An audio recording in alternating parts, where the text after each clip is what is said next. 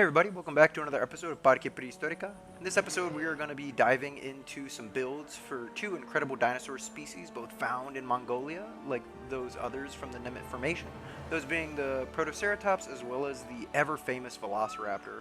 I think we came up with a pretty cool idea for their build, and so I'm super excited to showcase that to everybody. And yeah, I think it turned out great. Besides that, we're going to be upgrading our veterinary center from our open air veterinary system, which probably is not the most sanitary, to this great building that we kind of came up with out of the blue during the start of the episode. And yeah, overall, I'm really excited to showcase off these species. Without any further ado, let's jump right in. Hey everybody, welcome back to the channel. My name is Trihorn Rhino. I'm super excited to have you guys back for another episode of Parque Prehistorica. Before we get on to some of the changes that happened off camera, I want to address a great comment that one of you guys had, and that's going to be regarding the breeding management plan of our Gallimimus here at Parque Prehistorica. So Gallimimus, I had set them up as if they were going to be only a couple of males and many females, which is something that you typically see in animals that are, oh, I forget if, I think it's polygamous, is when you have one male to multiple females, or in this case, two males to multiple females, which is something that you might see in different herding animals. And I kind of had, I guess, assumed that that was going to be the structure for this animal, and I was not being a very good caretaker because, as the commenter so importantly pulled out, if you go to the Paleopedia, and let's make our way over to their social group, you'll see that they're considered monogamous, and so male and female can partner together for life. So I try to add some more males, that way we could have some more pairs, because I would like to breed a good number of Gallimimus. However, you'll see that they really only tolerate two males, where they can tolerate many more females. So I'm curious to see how that works. I did try to add those additional males, and it did not go well. Those poor Gallimimus tore each other apart. So for the time being, we're going to stick with our two male Gallimimus, which we've got Fluffy, which is just a amazing name, and then Dash is our other Gallimimus. And Dash here is actually recovering from a little medical incident, so we're going to go ahead and send Dash back to the habitat. We'll put him back here. Because by going back here, we can talk about the other thing that we did, which is we moved our nesting sites. As cool as it would be for our guests to witness the nesting of Gallimimus, it probably isn't a stress-free environment to have them so close to the public. And so we ended up moving our nests to the back, especially now that we know we're probably not going to be separating off either of our males, since it seems like the two of them will get along just fine. Yeah, so we got our Gallimimus, added a big rock formation to the entrance here, kind of make it look a little bit more like you're entering a canyon area, I suppose, by having it cut off, and did a couple of minor changes, nothing too major. But yeah, let's get into what we're going to be doing on today's episode. So I did hint at last time that we're going to be doing two dinosaurs in the same episode. That is not changing. But before we do that, we do need to address our veterinary situation, as it does not seem to be very sanitary to have all these veterinary centers, these quarantine bays, just sitting out in the middle of an open grassy field. So I think before we move on to our next set of animals here, let's get a little bit of a handle on that, especially because if I check here, we do have another animal that is in need of some help. Desna, one of our Pachycephalosauruses, has a common cold that, oh, thankfully they're recovering from. But still, we want to ensure that we have a proper hospital facility here at Parque Prehistorica. We do not want to follow behind the curve of standards when it comes to caring for a prehistoric life. Yeah, so that's going to be the start of the episode. So without any further ado, I think we'll jump into a quick speed build of me putting together our veterinary center.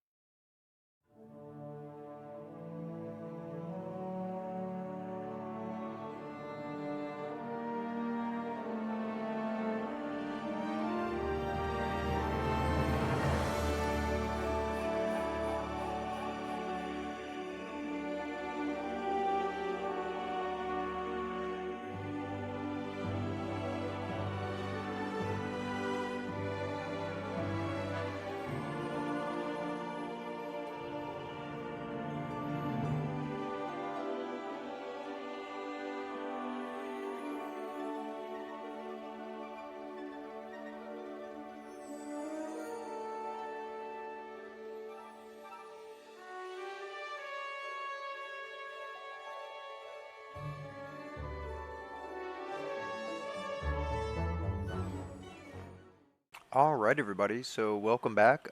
We did a lot of building. I hope this speed build ended up turning out good. I don't know what happened. I just kind of got into the flow, and this is sort of what I got for the veterinary building. It's very, very, very loosely based off of the new veterinary building they built up at the Omaha Zoo. I've been to Omaha Zoo a couple times, but I have not been back since they've added this new structure. I want to say it's their newest project as of, yeah, me filming this video here. So we made a couple changes since the speed build end. I kind of started building out our rocky canyon here. Let's go into first person mode. And so, you've got our one entrance there, and then you've got our other entrance and our exit here. And so this is a very narrow canyon. And at first I was thinking of blocking it off, but I really appreciate zoos and aquariums that give a showcase to their amazing veterinary features, and I wanted this place to be no different. And so a little bit of separation between the guests and the vets, that way they can do their work without being disturbed. I think, zoos that allow access, especially to like viewing windows into operational rooms, are really, really cool. But here we're caring for some gigantic and very dangerous animals in all of our hospitals, or and I guess in our one large hospital. So we want to keep our guests at a little bit of a distance. We have this nice garden in between, and then this right here will kind of take us from this more, I guess, what's the word I'm looking for here? I'm just all out of my words today. I'm filming this kind of late, so the brain is not fully there, unfortunately. But yeah, we've got this more like management side of things. There we go. Before re-entering the canyon and then becoming more thematic. That being said, we do have a little bit of operational stuff still peaking for our Gallimimus. Let's go into our veterinary center and see how it turned out. I did a lot of interior decorating, knowing full well this is a building our guests are never going to see, but I don't know why. It was a lot of fun kind of practicing those skills. And uh-oh, there we go. Because you can go through the doors, but you cannot go through the wall. Oh, okay. I might have to change those. I did not realize that. Do these doors here work? Ah. All right, the more you know. Anyway, got this little break room here set up. We're going to have a lot of veterinarians and laborers and things like that moving their way across, so wanted to have one of those so they don't lose morale. Then I really enjoy the way this came together. So these are our small quarantine bays. And this is where our veterinarians are going to be able to work on the smaller animals here at Parque Prehistorica. So we've still got the same four. I might have to adjust where the doors are a little bit. They did not all sync up perfectly. And then through this big room here, this is going to be our large quarantine bay. And so eventually in this park, we're going to, I guess Dinochirus is a large animal for sure, but we are going to move up in the size of some of our animals as we move down the line. So yeah, I wanted to be a bit preemptive and set this up. Only the one because it takes up a ton of space, and hopefully we can avoid having multiple large species get sick all at the same time.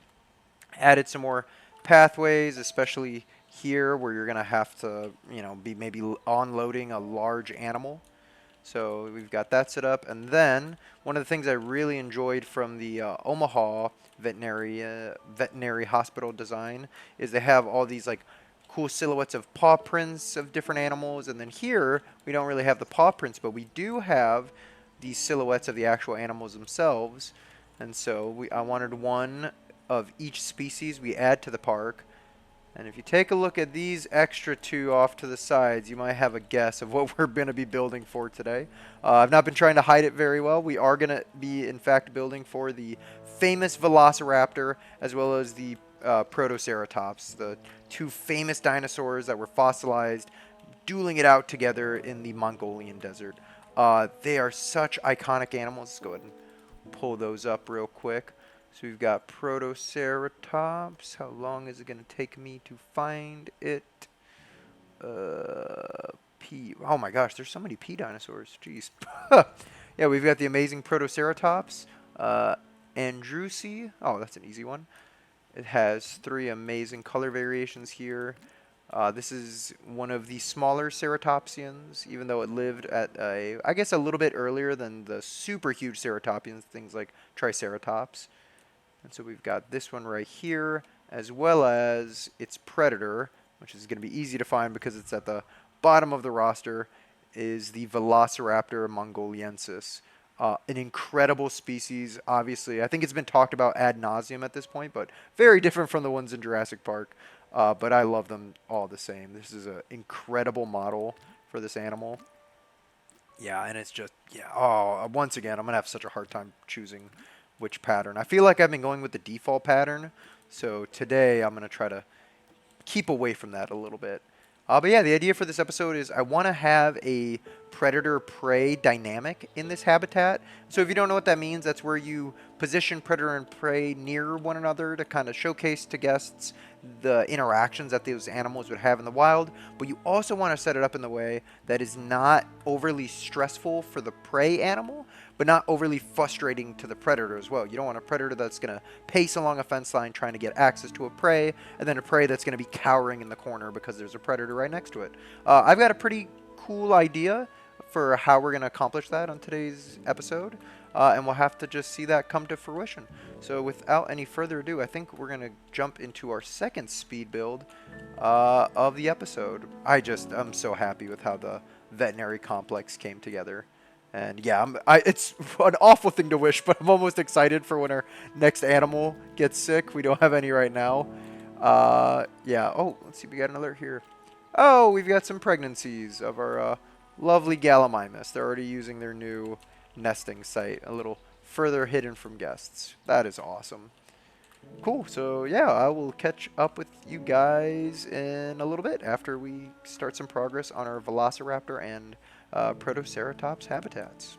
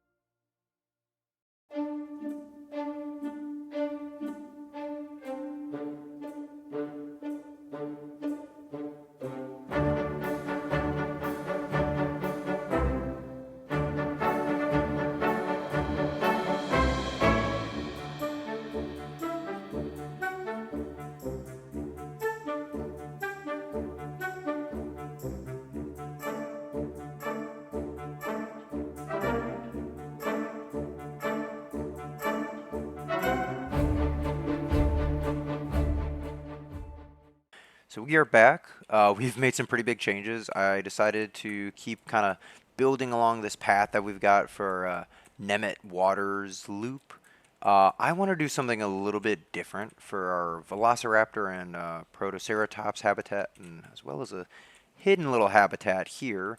And I kind of want to contain it. So this whole area is going to feel kind of contained within these big canyon walls, but even more so for our two more arid species. I wanted to kind of make it feel like you're really stepping out of Spain and then into this incredible desert environment. The other reason I wanted to kind of section it off is the Waters of the Nemeth obviously follows the story of how water affects this landscape. And so this is going to be an area where it's like you don't really get water, funnily enough. And so what that landscape is going to look like without these water sources coming through. So yeah, we have these really big canyon walls that are going to kind of cut through the habitats. We're going to try to put our Protoceratops on this side, over here, and then the Velociraptor on this end here. And yeah, I have a pretty good idea for how I want to incorporate the two species with one another. I wanted to make it really seem like the Velociraptors and Protoceratops could share the same space, even though obviously for predation reasons, we don't want that to be the case. But yeah, I think it's turning out pretty cool so far. Yeah, it really stands out, which is good, especially the Velociraptor is a super popular species, and that's going to be something that would draw some more attention, and then you could probably get more money from donors to build habitat for an animal like that. So yeah, let's keep on carrying on. I'm also finally starting to put doors on some of our structures. I did not realize that the doors in Prehistoric Kingdom the staff could walk through, and so yeah, I'm gonna start popping those on. Hopefully, I won't miss any. We also kept this area clear because this is going to be where our laborers are going to be moving through our big storage area here in order to get items out. And so this is something, again, in real zoos you will often see. If there's a really big thoroughfare for staff, sometimes it just cannot be hidden. Still, we try our best with some of the plants. Yeah, let's jump back into the speed build and see how this all turns out.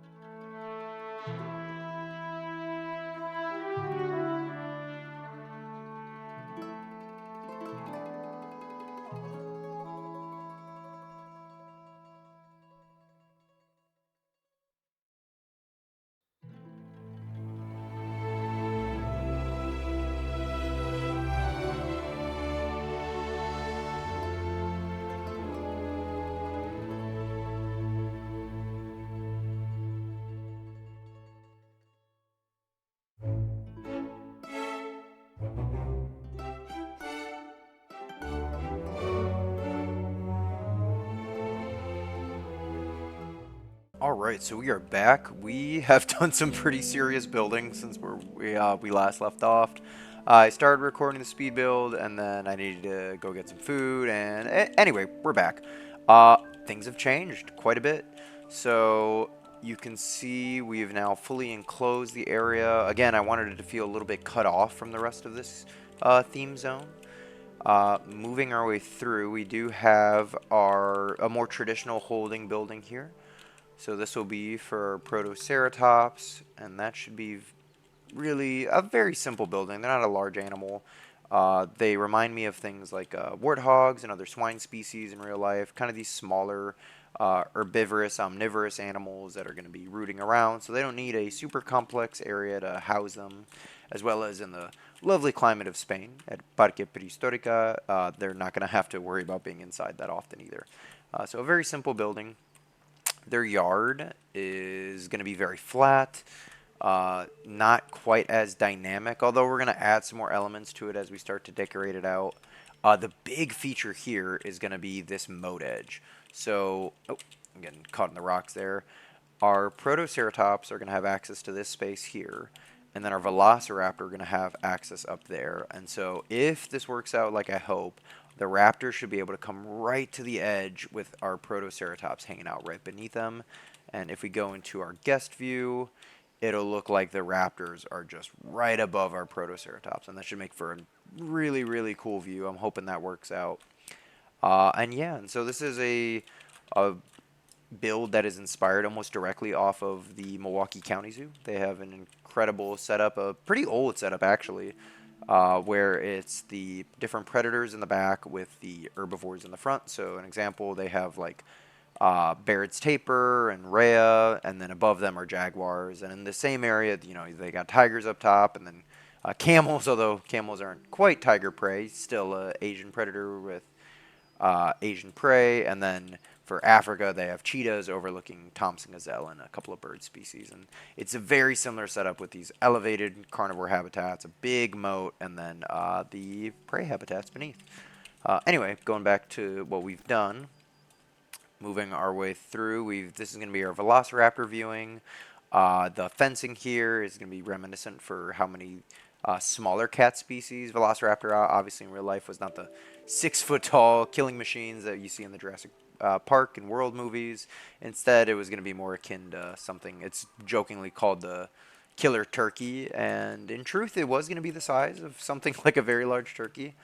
And because of that, the fencing here, I wanted to not something that you'd have for something huge like a tiger, but more reminiscent of that smaller cat fencing, things like caracals and servals. And then I also wanted the indoor viewing to be a bit more dynamic for our Velociraptors. So you come back into this really cool cave structure. You got the glass overhead, and this is going to be the indoor space for our Velociraptors. Again, they probably wouldn't need it much, but I think it would be a really cool idea to have this giant cavern here and maybe a display that I'm going to put with some sunlight coming through. That way, again, really trying to emphasize the fact that this is an area that is not getting water. There's this big, maybe mountain range that cuts off the rivers, cuts off that cloud flow, and so you go from this beautiful wetland, this amazing open prairie, and then a harsh arid environment. I have plans for this area in the middle. We'll see if we do it in this episode. We might end up pushing it to the next one. But yeah, without any further ado, let's go ahead and make our dinosaurs here. Thankfully, we haven't had any of our animals get sick yet. That being said, I almost wish one would. That way we could see them in our updated veterinary hospital. I'm really happy with how that build turned out. Anyway, moving on down. Those are Protoceratops. I think this is the pattern I'm going to end up going with. I mulled over it for a while. I really like the look of it. I don't know what living species it reminds me of. It definitely reminds me of something. But yeah, I think it blended in perfectly. And we're going to go for 2 male Protoceratops. And then we're going to go for 3 females. I made sure to read the Paleopedia this time. So this is a polyamorous species. And so during their breeding season, they'll mate with whoever to have the highest likelihood of producing offspring. And then we will go to our Velociraptor. And this is another one where it's just so difficult to figure out which pattern to do. That base pattern is just so what is that? The Dust Devil pattern, so good. We've got Oasis and Mirage. Let's see the male versions. I think I'm going to go with the Mirage. I don't know why. Usually I'm not as big with the more striking color patterns, but this one is just, oh, it's really, and then the little crest on it. Yeah, we're going to go with the Mirage. So we'll go ahead and get ourselves 2 males and 2 females. Since these guys are monogamous, they will form pairs, and at least from what I can understand from the Paleopedia, they will tolerate each other. So let's go ahead and, oh, we got some animal combat. Our Pachycephalosaurus, no surprise there. Let's start with the ones that don't have a, I guess they both have a giant cliff, but the Velociraptors have a bigger one. But let's start with our, yeah, Protoceratops. Oh, yeah, we could probably even have a larger herd of these guys here. We are going to need to expand our work zone. So if we go over to our waters of the Nemet, probably need to make sure these fellas have enough let's go ahead and add some more. Appetites. I know, Nigel, we're getting there. Yeah, and this is definitely our largest area. There's no question about that. All right, let's, oh wow, they are really hanging out on that cliff edge. Jeez. Okay, so we may have to put some barriers to discourage our Protoceratops away from the edge. Protoceratops. Yeah, they are just loving hanging out on that edge there. What items do we got? So we got landscaping we have to do, compatible items. Oh, that's a good one. So yeah, let's maybe put some items that are going to draw them near this scene here, you know, where we're going to have our Velociraptors up above. Of course, we're going to have a water source. We can give them a little bit of a larger one. Oh, not there. Maybe I'll put it over here. So logs are great. That's one of the nicer things with these smaller species in real life and here in the game is they get access to a lot of different enrichment items. It's a lot harder to make naturalistic looking enrichment with something, you know, thinking about real life, something like a rhino than it is for smaller species like a warthog or a babirusa. Although those smaller swines can be destructive, they're not nearly as destructive as something that is going to be, you know, colossal like a rhinoceros. Get our bedding in here. Again, their indoor is going to be very plain, less decorated out, since this is a species that'll probably spend almost all of its time hanging out outside, since I imagine our keepers, although the keepers in Prehistoric Kingdom working with anything, this would be one that they definitely could work in with, where they wouldn't really have to worry about shuffling them off. And oh, I just love the way they move all together like that. That's great. Yeah, okay. So, oh, we've got hatchlings. Hang on. Oh, our first little... Oh, we're going to have to pause. How do I hide the screen again in Prehistoric Kingdom? It has been a little while since I last played. Yeah, I feel like the episodes in between the series can take a little bit. Gosh, can I remember? There we go. Oh, it's just a little chicken. That's adorable. Well, all right, that's awesome. We've got officially our second species hatched here at Parque Prehistorica with a successful hatching of a Gallimimus.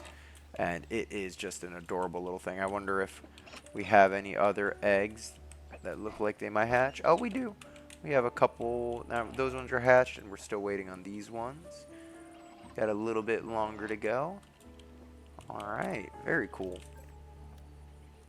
And then, yeah, these guys are still waiting on food. We'll go ahead and hire a couple more keepers now that we are going to be getting some new species in, and we will assign them to our Nemet area. Like I said at the top of the episode, these species are not found specifically in the waters of the Nemet, but they are... Not the waters of the Nemet, the Nemet Formation, but they are found in the Cretaceous period and at fossil sites in Mongolia. So it felt fitting to include these guys, even if they are a little bit separated out. Almost like a mini-themed area within the larger themed area. Oh, and we do have a diseased animal. So let's go ahead and call for a checkup from our veterinarian. Let's see, scoliosis, move to a quarantine bay. I was just saying, I'm sorry to doom you, Timur. But I was just saying I really wanted to see what our dinosaurs are going to look like in our brand new vet hospital. So let's walk in through the doors that you can actually access. Oh, maybe they still have to pick him up. I can't remember if they automatically... Okay, so yeah, he still has to get picked up. So we'll check in with our Protoceratops later and see how he's doing. But very cool. Yeah, I cannot wait to get clips of the animals in our new hospital. Oh no, what is Clover sick with? Oh, the parasitic dermatitis. That's one that we've seen a couple times in our Gallimimus population. So yeah, these guys should be moving in pretty soon, and we'll be able to check them out. Cool. All right, so those are those guys in. Let's yeah, before we move on to our Velociraptors, since we're kind of doing two species in two different habitats in this episode, let's go ahead and get our Protoceratops set up, and then I will check back in with you guys in a little bit. Alright, so we have got our Protoceratops set up pretty good here. You can see they're enjoying all their habitat items and things like that. And yeah, I think their habitat turned out great. Our veterinarian's just doing a little checkup. But the reason I wanted to jump back in here so soon is because, let me see if I can find, where is Clover? Now the Gallimimus blend in here. Where's she at? Oh boy. Let's see if I can find a different angle. See if that makes it a little bit easier. Oh, there we go. Yeah, so the reason I want to pop back here is Clover actually had a little baby. And so if I go over to, here we go, I can see the genealogy, and there we are. A brand new baby Gallimimus to our park. So that's another species successfully bred by Parque Prehistorica, which is very exciting. Yeah, it's just super cool to see all the models on those baby dinosaurs. But anyway, let's jump back over. We also did the holding building for Protoceratops. Very simple. I haven't decorated it out yet. And then, yeah, going out into their actual habitat. It's very dry and dusty, something that you would see in a desert environment. I want to imagine that these animals are very comfortable in these more arid terrains. Obviously, the Mongolian desert today is incredibly sandy and dusty, a bit more rocky than the Saharan desert. But yeah, this by no means would have been a lush environment for them, even in the Cretaceous period. And I think we did a really good job of emulating that environment here. These guys are just so cool. I love the, I have to say it for every single animal, but I really do love the model and textures that they choose for these guys. I think they really encapsulated how bizarre the Protoceratops was, especially once you get close to them. They have those horizontal pupils, which a lot of prey animals today have. Goats most famously have them. Oh, there goes one of our keepers. But yeah, no, it's really neat to get to watch these guys just gallop around their environment looking for food as they form their little herd here. Yeah, really cool. We've got all this deadfall set up to hopefully keep our Protoceratops out of the guest areas, since again they only require the 1 meter fence, but in reality, and once again our deadfall has failed us as our Protoceratops make their way into an area I don't necessarily want them to be. So let's go ahead and shuffle these guys on back, and we'll extend that deadfall a little bit. Just gonna make sure, can't get out, and one more. Yeah, I am very grateful that Prehistoric Kingdom lets you just grab and plop animals wherever you want to, because it makes it much easier than having to rely on the veterinarians. And you can see here that the Protoceratops can still make their way up, but as long as they're discouraged, right, there's no reason for them to go up there, and enough of it is blocked, they really shouldn't spend much time up there at all. And yeah, really happy with how this side of the habitat turns out. You can kind of see the view I'm looking for here, that the Velociraptors will be up on that hill, and then from down here you'd sort of look at the Protoceratops a little bit closer. Really happy with how this turned out, but with all that being said, I think it's time to toss in our raptors. Let's see how they do in their habitat. I'm hoping they don't just launch themselves off the edge. These guys are probably pretty good jumpers. There we go. Yeah, it is just a fantastic, once again, model and texture for Velociraptors. I'm really happy with the skin we ended up choosing for them. I cannot figure out what bird it reminds me of. Maybe a roadrunner a little bit, but the other, I guess the base texture looks a lot more like it. Anyway, yeah, let's go ahead and get these guys set up. Oh, that's a I really like the way this carcass looks. Maybe we'll set that up right on the edge. Something to sort of lure our Velociraptors out to this space. That way our guests have a decent chance of seeing them in that really panoramic view overlooking the Protoceratops. Water, of course. Going to get some of the basics set up and probably put some more things in their indoor space to sort of give them the ability to relax inside without having to go outside if they don't have to. Again, benefiting from the Mediterranean scrubland climate here in our imagined Spain park, so we don't have to worry too much about providing indoor spaces for these more tropical and temperate and desert species. They're all going to be doing pretty well. See what sort of... oh, there we go. Yeah, I love that you can change the texture on the troughs. It really... you can create a very thematic space while using the basic trough texture. It's something that I really hope they consider for Planet Zoo 2, but here in Prehistoric Kingdom we can enjoy that feature already. And oh, there they go. So we've got the escape alert because of the fencing is going to be right on the edge there, and the rocks go out a little bit past it. And yeah, look at that view, just staring right over the Protoceratops. And it doesn't look like he's going to jump in though, so we may get the occasional escape alert from our Velociraptors, but man, a view like that makes it worth it. That is awesome. And yeah, walking back. All right. I think we may be safe with our Velociraptors here not escaping. Thankfully, gosh, I was really preparing to have to redo this entire build because the Velociraptors wanted to jump into the pit. Maybe went a bit overkill on how deep the moat actually is, but you know what? If it keeps these guys from launching themselves, it was well worth it. And yeah, super, super happy to get into this build. I think, yeah, now that we got these guys placed, we can kind of see what all their needs are and get into actually building for them. So yeah, let's just look at them all, checking out the terrain.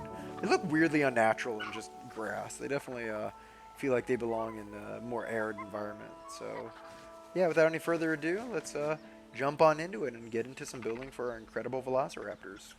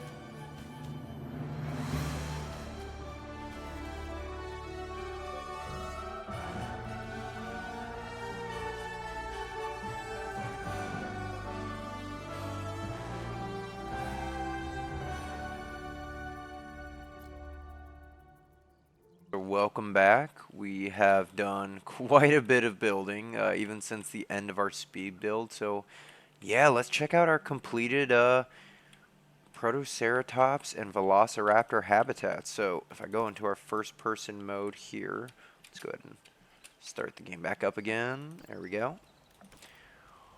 So yeah, you can see across from our Gallimimus overlook, it is just this towering, almost like mountain range that you come across. And so if we want to check out our backstage areas, we're going to have to go through, this is our Dinosaurus backstage. And so we've got this door that leads this way. I'm going to probably have to cut a path through here. And this is our Protoceratops backstage. Very simple. There's not too much going on in here. This is not going to be a super intensive habitat to take care of. There's our adorable little Protoceratops. Some of them are hanging out inside. And if we go back to our guest areas, jump our way on back. Yeah, we have this super imposing entrance, which I'm incredibly happy about. This is a really awesome rock piece. I wish that I guess the cavern space here is a little bit taller because you really have to blow up the size of it in order to get something that looks comfortable for people to walk through. But anyway, you make your way through here. There's some gaps that'll probably fill in after this episode, and we've got the desert sand filling this area in, since this would be a more heavily themed zone. We have this space here, which we're going to save for our next episode, but yeah, we move our way through. You can see some hints at some of the future species coming. Our lovely Protoceratops versus Velociraptor sign. And then after going inside, you're going to be let out. And then that is going to give you the view of our Protoceratops habitat. One of our veterinarians are hanging out in it right now. Again, it's a very simple habitat. I think I am probably... I said earlier that we weren't going to breed Protoceratops. I think I've changed my mind. They're just so stinking cute, and we have plenty of space. We always build our habitats big here. So yeah, we're probably going to go ahead and breed those guys anyway. I really like the way their habitat turned out. It's very plain and arid, but that's kind of the point. And I think the deadfall, these logs and stuff we have ahead, provide a really cool view into their habitat. You're kind of separated out from them a little bit. But yeah, I love that these guys are checking everything out. And then the rockwork in the back almost looks like the edge of a mountain range. Again, the idea here that this desert is cut off by the mountains, and that's what's causing it to not receive any water. This is our predator and prey view. I wish one of our... Actually, you know what? Let's just grab one of our Velociraptors. What is stopping us? Let's grab him. We're going to throw him up here. Go back into our guest view. And so, yeah, you have Velociraptors coming up over the hill, surveying the territory, looking for a tasty little Protoceratops to snack on. There's a skeleton there that's obviously too large to be any of our Protoceratops, but still gives the idea that these raptors are active predators and something that the Protoceratops have to watch out for. So I really like the way this view turned out. Moving our way on through, nice little planting display. This is that fencing I was talking about earlier. So, you know, we got the double barrier to make sure guests can't get too close to our Velociraptors. But it provides just a little bit of a closer view of these guys in their outdoor space. Oh, there goes one of them running around. But because we have a little bit of a less visible outdoor space because of the fencing, I wanted to make sure their indoor area was well viewable. And that's where I love the way this cavern came out. And so we have their holding, I guess, building within a building back there, but then this big, just gorgeous cave viewing. Oh, there goes one of our staff members right now. Yeah, so super barren inside, no plants, but plenty of little rock structures for these guys. It is somewhat based off of the Desert Dome, some aspects of it in the Omaha Zoo up in Nebraska. There are some incredible habitats there. And specifically the way the rattlesnake exhibit there is set up. This kind of took some inspiration from that. Little sign for our Velociraptors inside. And then this is our oasis. And so within the cave, we have a gap where light can come in. And so this beautiful, I believe this was the brushland desert foliage brush. And yeah, it really looks like this is a spot in the cave where larger plants could bloom up. Making our way back here, we have a little bit more of a tight holding area. And so going through here, it is a very cramped holding space. You can see we do have a separation area if we need to separate out any of our raptors for social reasons. Uh, in real life, staff and keepers are actually able to work in with animals as big as wolves, those pack animals. And so I've actually been lucky enough. I've never worked with wolves directly, but I have been a part of what's called a wolf roundup, where you go into those habitats in order to kind of move the wolves from one exhibit to another in order to do a kind of a deep cleaning on their habitats. It is very intense having these predators zip past you as you're trying to get them moved from one place to another. And actually, most keepers are able to work freely in with wolves, even in big accredited zoos. Which, for whatever reason, the levels of aggression and confidence you can't do with other canids, things like painted dogs. But wolves, which I think would be similar to our velociraptors here, velociraptors would actually probably weigh significantly less than, especially some of those larger wolf subspecies. Yeah, so our keepers, I think it would be perfectly realistic for these guys to work in with them. And yeah, we've got our adorable little pack of velociraptors here, and it's super cool that they utilize all the different elevation in their habitat so they can come all the way out to this cliffside. Maybe a little bit overkill with how deep the moat is, but it is working and keeping our animals from actually wanting to jump into it, unlike our pachycephalosaurs. And our velociraptors, I knew from the moment we put them in, I wanted to see some velociraptor babies. So in this cave here, we have some nests. So hopefully our two nests for our two pairs can get some velociraptor hatchlings in the future. Yeah, just they've got such fun little social interactions. Their crests are amazing. I'm not sure why this one here is not super happy. Everything else about its welfare looks to be good, but it might just be slowly increasing. We just barely unpaused the game a little bit ago. I like to do a lot of my building while it's paused, so I'm not inundated with a million different issues at once. But yeah, I am super happy with the way this habitat turned out. It was a little bit of a more ambitious build for me. I've built a lot of these just kind of big open spaces, and to build something that's just so much more thematic and is taking you inside of these cavern structures and then back out again, I had a lot of fun with, especially with making the habitat look separated. And yep, there he goes, escaping for just a second there. Actually, let's go ahead and pause. And yeah, just appreciate our awesome Velociraptor looking over our Protoceratops habitat there. So anyway, I hope you guys enjoyed this episode. I know it'd been a little bit of a break between episodes doing some different things with Minecraft and Planet Zoo. I'm probably going to continue with our Minecraft series, although it's definitely not nearly as popular as the Prehistoric Kingdom series. And then we will still talk about Planet Zoo and Planet Zoo 2 as we get ready for that sequel. But yeah, I am loving Prehistoric Kingdom. Took a little bit of a break there, and happy to be back. So I'm going to click on one of our raptors here, and we're just going to hang out with it.